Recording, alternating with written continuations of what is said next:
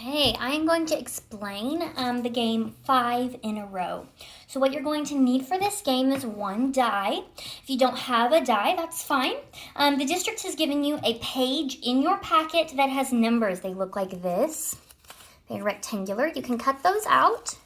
Since we're using a regular 6-sided die for this activity, you just need numbers 1 through 6. So you don't need 0, you don't need 7, 8, or 9. You just need to cut out 1 through 6. Then you should fold them in half, and you should pop them in a bag. That way you can grab one at a time, and it'll be the same as if you were rolling a dice. So if I roll the dice and I get a 5, it would be the same thing as if I grabbed into my bag and I got the number 5. I'm gonna play the exact same way. So you can use your number cards from the district, or you can use a dice if you have one. I understand that not everyone has a dice, so I'm trying to make it easier for you. You also need 2 different types of markers. I have cut out some dark blue and some red markers. They're just little squares that I've cut out. If you don't have different colored paper, you could use literally anything that's just 2 different things that are going to cover these spaces. So you could use pennies. If you have pennies, a lot of our activities this week indicate that you need pennies. So if you happen to have a lot of pennies sitting around, use pennies. If not, earrings. I was even considering totally utilizing my earrings today and just popping those on the spaces.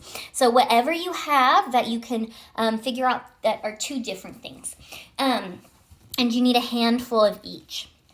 So the way that we're going to play this game is you're going to play one color against the other if you're playing by yourself. If you're playing with 2 people, one person is going to be one marker. So I might be red while my son is blue. But since I'm alone today, I'm just going to be playing by myself. I'm going to play red against blue. So every time I roll the die, I'm going to find the number at the top, and I'm going to pick one of these equations to solve. They're all simple addition equations. There are some subtraction equations that we should be pretty familiar with.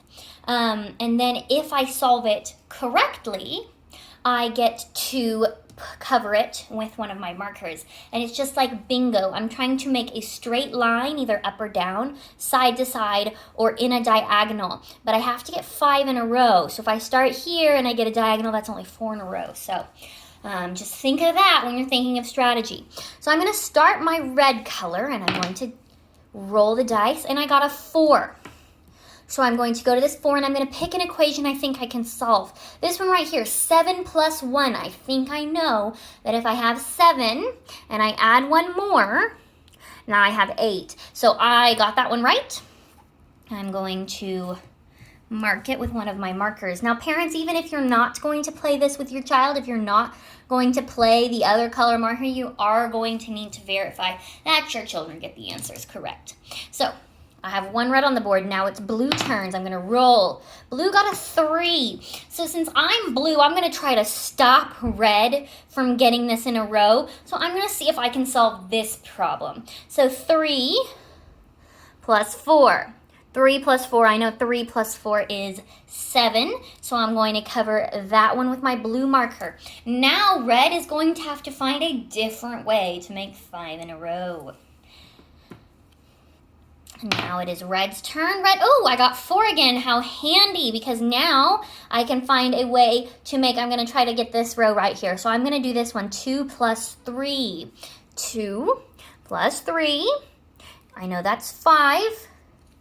So I'm going to cover this with my red marker.